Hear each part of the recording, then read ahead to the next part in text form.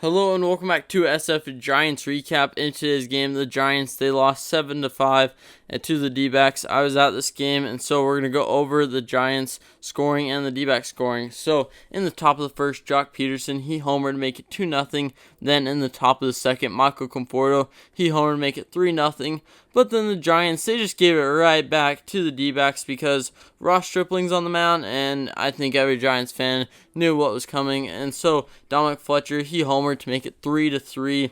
Then in the bottom of the third, Evan Longoria, he made it 4-3 with a homer. Then in the top of the fifth, J.D. Davis, he had a nice swing, make a line drive to center field, make it 4-4. But then Dominic Fletcher again, he doubled, make it 5-4 Arizona. And then there's a pass ball by Blake Sable. Again, his catching, I've gone over it. It needs a lot of help. He's a rookie, but Kapler cannot put him in that situation because we know he struggled. Why would we keep putting him there, especially after we got a win yesterday? Keep the wins going with Joey Bart behind the plate. But in the bottom of the seventh, Lourdes Gurriel, he got a double to make it 7-4. And then the top of the eighth, Casey Schmidt, he got a double.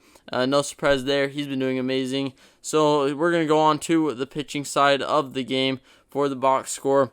John Breby, he started the game. He went 1 inning, getting 2 strikeouts, pitched really well. And then Ross Stripling. Why the heck is Ross Stripling still coming into games? We cannot afford to be giving up 3 runs, 4 runs every game he comes into. We already know what's going to happen. He gave up 2 walks, 4 runs, 5 hits.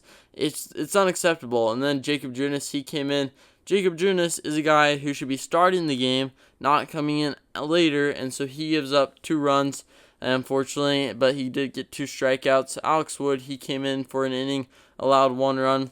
And then Scott Alexander, he had a clean inning. But why in the heck is Kapler putting in Stripling and all these guys that we know what is going to happen? They're not relief pitchers, and they're supposed to be starters.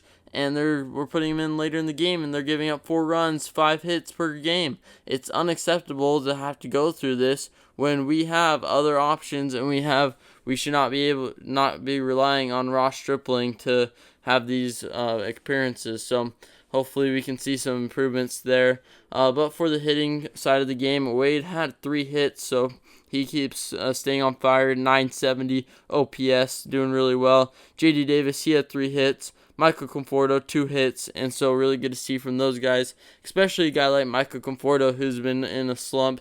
Him getting another home run in the past 3 days is a good sign from him. He's had a lot of good at-bats as well. But overall, though, the Giants, they've really got to pick it up tomorrow with the pitching side of the game. And we got DeSclafani on the mound, so I'm not too worried, but he's got to come out way better than he did last time.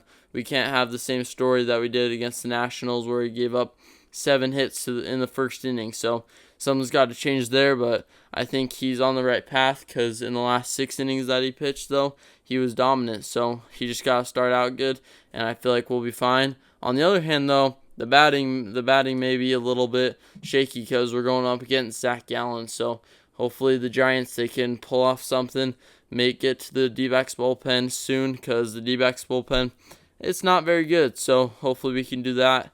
Make sure to subscribe, and that will do it for today's recap, and I'll see you tomorrow.